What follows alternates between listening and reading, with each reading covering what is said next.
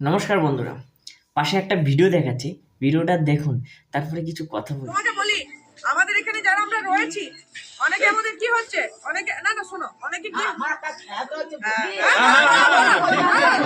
অবশ্যই বলো, অবশ্যই বলো। হালকা হোক, তুমি বলো। আচ্ছা বলো বলো, তোমার বলো, আরেকটা বলো। আচ্ছা অবশ্যই অবশ্যই, ঠিক ঠিক ঠিক। না না না না, তুমি বলেছো, শুনে নিয়েছি, কাজ করে দেবো। শোনো, কিছু কিছু মানুষের এখন আমি একটা শোনো, আমাদের সংসার ঠিক আছে। আমি ভাবছি যে আমি এখন একটি ঘর পাই, আমার ছেলেটি ছোট, ভালো করে শুনবে, আমার ছেলেটি ছোট, আমি এখন একটি ঘর পেলাম।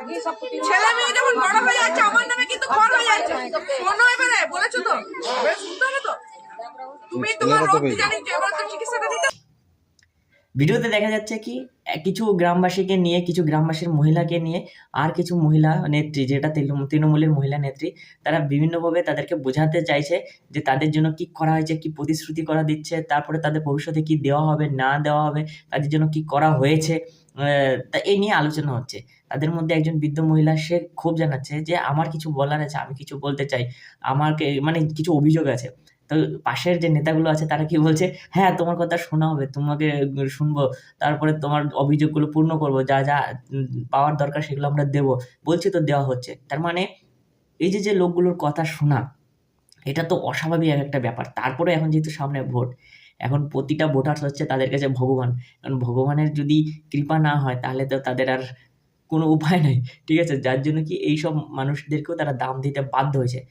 কিছুদিন পরে যখন ভোটটা পেরিয়ে যাবে, তারা ক্ষমতায় চলে আসবে, তারপরে এইসব ভোটারকে বলবে, তুমি কে, কোথায় ছিলে, কোথা থেকে এসেছো, তোমাদেরকে চিনি না, এখান থেকে বেরিয়ে যাও, কুকুরের মতো দূর দূর করে দাঁড়াবে। এটা যে কোনো পার্টির, যে কোনো মানে কি বলবো, নেতাদের এই একটাই ব্যবহার থাকে। ভোটের আগে ভোটার্সটা হলো ভগবান, ভোটের পরে তারাই হলো ভিখারি। তাদেরকে কিভাবে দূর দূর করে তাড়াতে হয় সেটা সবাই জানে মোটামুটি।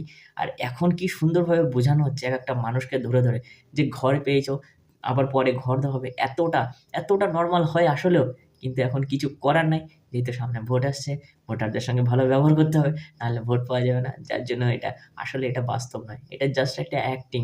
এই কিছুদিনের জন্য এটা, তারপরে এক একজনকে কি শায়েস্তা করবে সেটা পরে দেখা যাবে।